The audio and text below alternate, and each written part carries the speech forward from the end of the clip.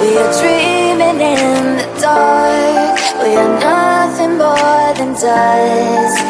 Search but you stay lost. We are.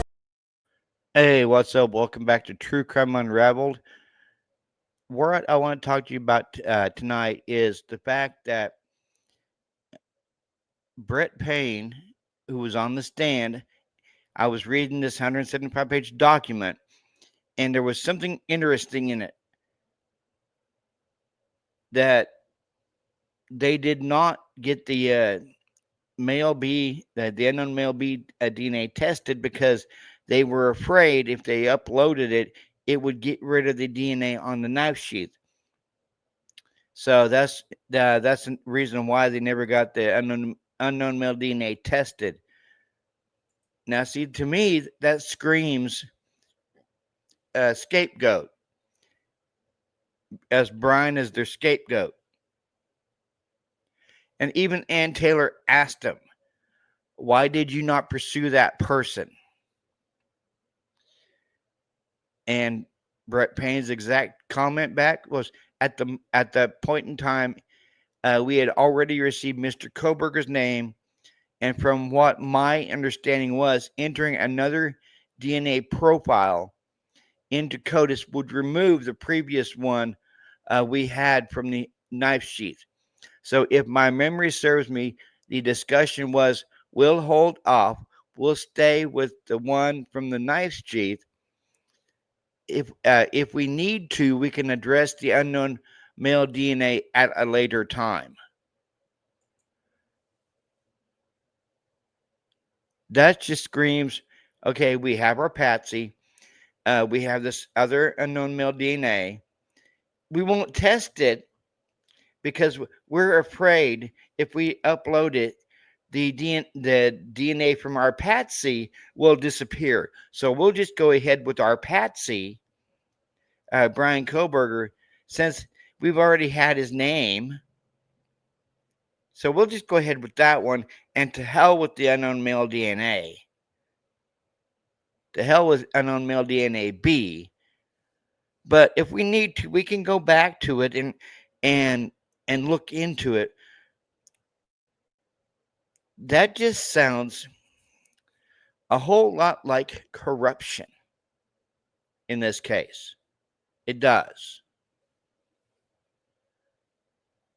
That's them saying, okay, well, there could be another killer, but we won't test the DNA because we have the DNA of our scapegoat, Brian, and we're afraid that if we upload this, it's going to take the DNA from the knife sheath away. So we can't pursue somebody that potentially didn't do this crime. But if we need to, we'll go back to it at a later date. Seriously?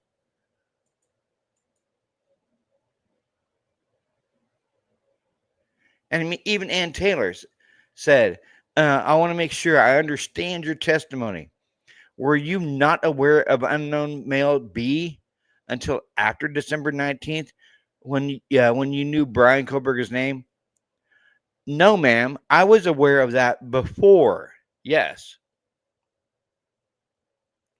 So way before Brian's name ever came in the picture, they were aware of this unknown male B way before that. But they didn't want to test it because it might take away the other DNA. How about unknown male D? Again, you're going to have to be more specific. If I told you unknown male D came from a lab report from a sample of blood on some gloves outside the house, does that refresh your memory? Yes, ma'am, it does. You are aware of that too? Yes, ma'am. When was he aware of it? That's what I would like to know. When was Brett Payne aware of unknown male D? Was it way before Brian's name ever came into the picture? I'd say more likely possibility because they had unknown male B before Brian's name came into the picture, but they refused to test it because they didn't want to get rid of the DNA that they uploaded into CODIS from the knife sheaths. Oh, we're afraid if we get rid of it, yeah, we're afraid if we upload it, we're going to get rid of the other one. So what do we do here? Yeah, do we go after this guy who's a criminology student who has no connection and no motive and no stalking of the victims, or do we go after this unknown male B who quite possibly did have a connection to the victims, and their blood was inside the home on the railing going down from the second floor to the first floor? Yeah, make that make sense.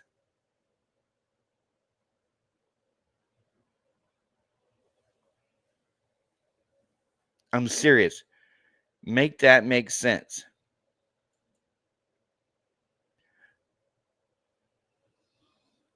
I want to back up and talk about the affidavits. I think you told me in a prior hearing that you were the person that wrote Exhibit A, or the affidavit in support of the search warrant when it came to looking for things about Brian Koberger. Did you understand that right? Did I understand that right? Yes, ma'am.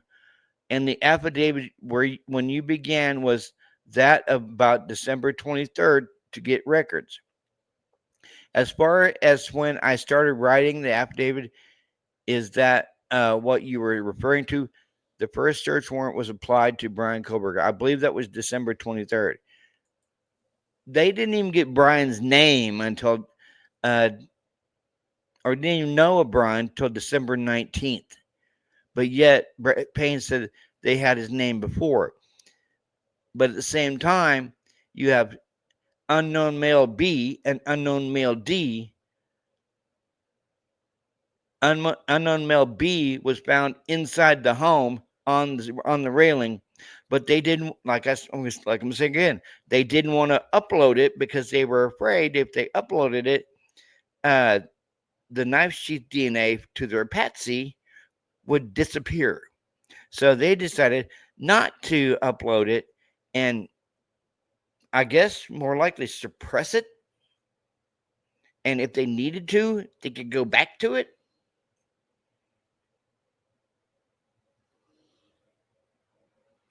If this entire case blows up in their face and Brian's found either not guilty or there's a mistrial or there's a hung jury, then what? They go back to it.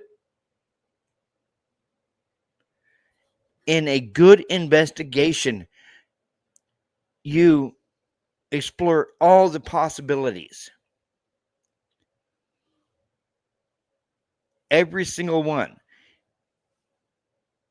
You could always re-upload the DNA off the knife sheath. You need to explore every possibility. If you have two unknown male DNAs, male B and male D, upload male B. See what you can find out. Nothing there. Upload male D. See what you can find out with that. Nothing there. Re-upload the knife sheath DNA. This investigation has been haphazard from day one.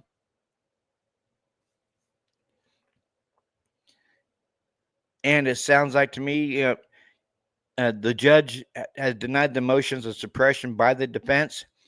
It sounds like to me with male B and male D, the prosecution is suppressing that DNA.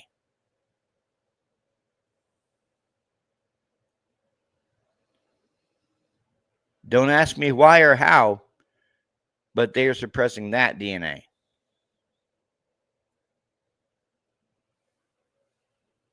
They don't want us to know exactly what's going on in that house. The crime scene investigation, it was sloppy.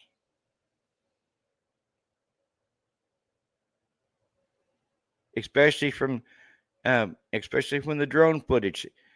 And that wasn't me saying that. That was Evil CJ saying that earlier this evening on panel on AR's channel, which was live stream of my channel and Kiki's channel, Swamp Rose. This freaking investigation was sloppy. It was haphazard, and there was more than likely crime scene contamination. And these Moscow police officers were way in over their heads.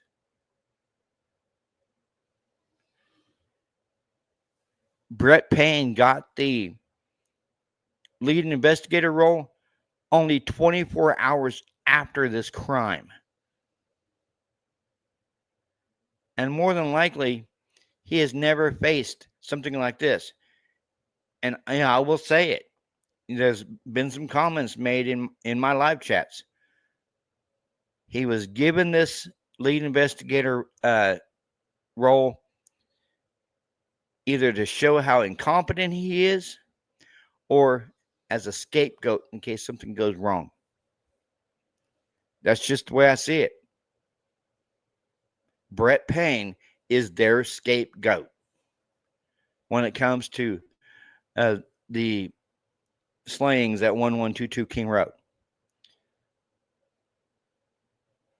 And this is going to be a whole lot of fun seeing them wheel out this 3D model rendering of the house into the freaking courtroom.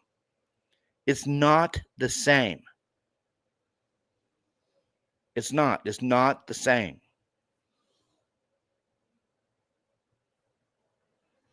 They should have never torn down that house. If they were going to tear it down, they could have waited till after the trial.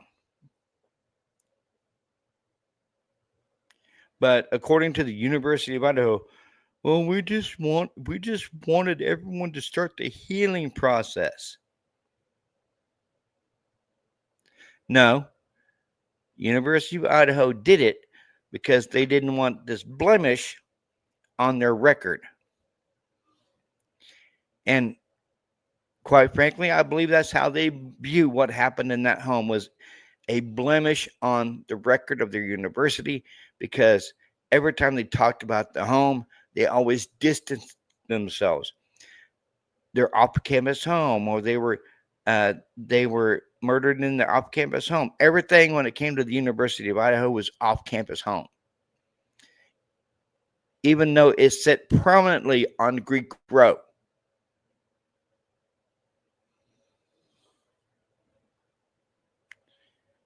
There's blood on the University of Idaho's hands. There is. They know it. That's why they're trying to distance themselves from this atrocity. That's why they wanted the house gone. Money. They're greedy. They thought if they could get the house torn down, then it would be a lot easier for them to build what Scott Green wants, which I don't believe he's there anymore. Last thing I heard, it was the University of Idaho replaced him. He wants to build low-income student homes on that site.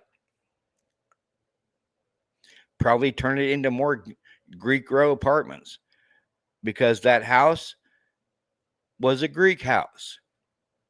Everyone that lived in that home belonged to a sorority, Pi Beta Phi and Alpha Phi. And Ethan belonged to Sigma Chi. And you can never get me to understand, if you're in frozen shock phase, how do you have the presence to lock your door and go back to sleep? Answer me that.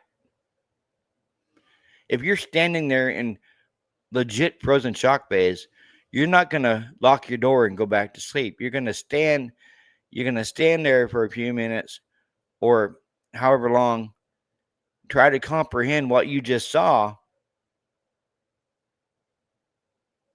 but you're not going to instantly go back, lock your door and go back to sleep. And like she stated, she was drunk. Didn't know if it was real or a dream. She had no clue what was going on that night.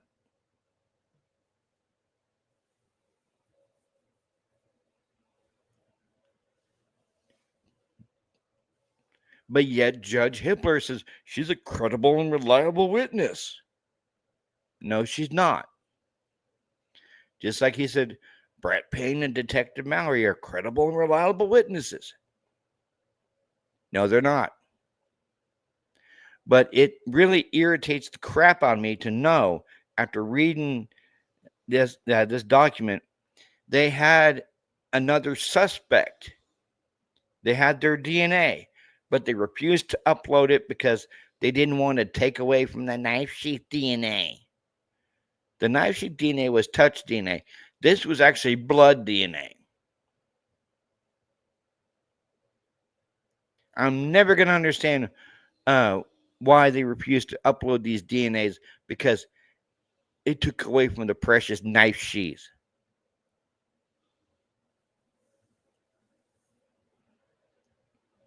That right there tells me cover up, and that also tells me frame job.